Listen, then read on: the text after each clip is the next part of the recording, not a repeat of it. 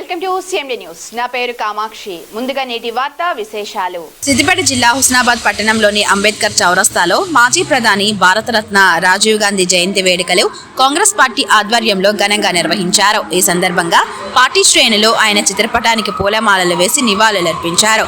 దేశ ప్రగతికి రాజీవ్ గాంధీ చేసిన సేవలను కొనియాడారు.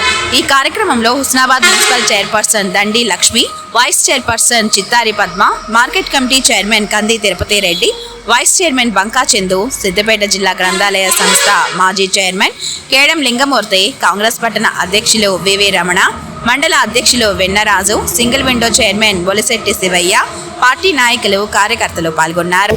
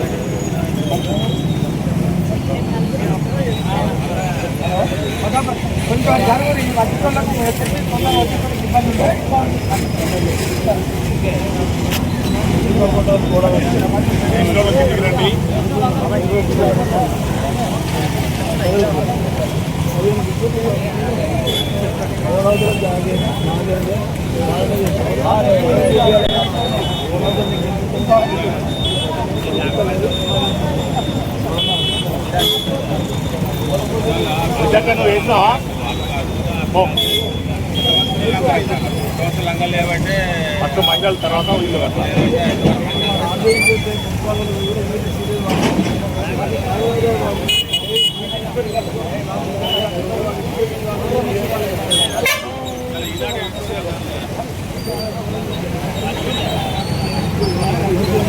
రాజ్యాంగం కాదు, రాజ్యాంగాన్ని కాపాడాలంటే దాని రాజ్యాంగం కాపాడబడుతుంది.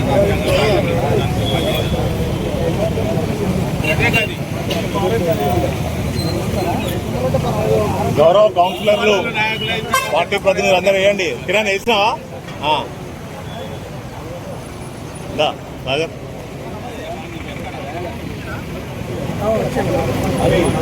పంట పెట్టాలి. మళ్ళా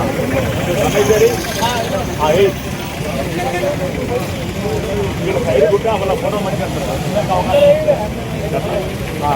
మనిద్దరు వండి దిగండి. దిగు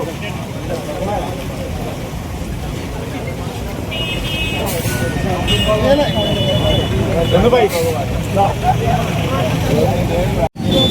రాజీవ్ గాంధీ గారి పుట్టినరోజు కార్యక్రమంలో పాల్గొన్న ప్రతి ఒక్కరికి పేరు పేరున నమస్కారం తెలియజేస్తూ, కాంగ్రెస్ పార్టీ నేత గారు ఏదైతే ఉందో వారు రాజీవ్ గాంధీ గారు 1944 గారికి జన్మదినో వారు జన్మించడం అనేది జరిగింది. వారికి జన్మదిన శుభాకాంక్షలు తెలియజేస్తూ, రాజీవ్ దినాలని అలాగే రాజీవ్ ఆరోగ్యశ్రీ కార్డు అని వారి పేరు మీద చాలా పథకాలను కూడా మన ప్రభుత్వం నుంచి మన కాంగ్రెస్ పార్టీ నుంచి కూడా తీసుకురావడం అనేది జరిగింది. వారు చేసిన సేవలు ఎనలేని సేవలు. వారి పేరుతో పాటు వారి కుటుంబ సభ్యులు కూడా బడుగు బలహీన వర్గాలు పేద ప్రజల కోసమే పార్టీ తెలుసుకోక తప్పదు. పార్టీ పథకాలైతేనేమి పేదలు ఎవరున్నారో వారికి అందే విధమైన పాత్ర పోషించడంతో పాటు వారు అతి చిన్న వయసులో 40 సంవత్సరాలకే ప్రధానమంత్రిగా సేవలు అందించడము అనేది చాలా గొప్పనైన విషయము. అలాగే ఐటీ అనేది అసలు తెలియని పరిస్థితులలో కూడా వారు ఐటీని ఎక్కువగా తీసుకురావడం అనేది జరిగింది. ఈరోజు సెల్ ఫోన్లు ఉన్నాయంటే వారి జ్ఞానంతో వారి నేతృత్వంలో జరిగాయని చెప్పి కార్యక్రమంలో పాల్పంచుకొని నాకు ఈ అవకాశం ఇచ్చినందుకు ధన్యవాదాలు. ఈరోజు భారత మాజీ ప్రధాని భారతరత్న స్వర్గీయ రాజీవ్ గాంధీ గారి 83వ జయంతి సందర్భంగా స్థానిక అంబేద్కర్ చౌరస్తాలో ఏర్పాటు చేసిన కార్యక్రమానికి విచ్చేసిన మన కాంగ్రెస్ పార్టీ గౌరవ ప్రజాప్రతినిధులందరికీ మరియు నాయకులకు, కార్యకర్తలందరికీ నాయకుల నమస్కారం.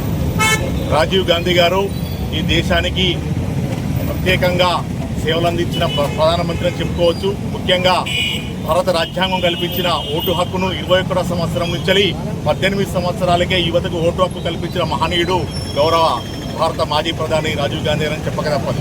అదేవిధంగా మన దేశంలో గ్లోబలైజేషన్, కంప్యూటరీకరణ మరియు ఇప్పుడు మనం వాడుతున్న సెల్ ఫోన్ టెక్నాలజీ వచ్చిందంటే ఆ రోజు ప్రధానమంత్రిగా ఉన్న రాజీవ్ గాంధీ గారు తెచ్చిన సంస్కరణల వలన ఈరోజు మనము ఇంత టెక్నాలజీ ఉపయోగించుకుంటున్నాము.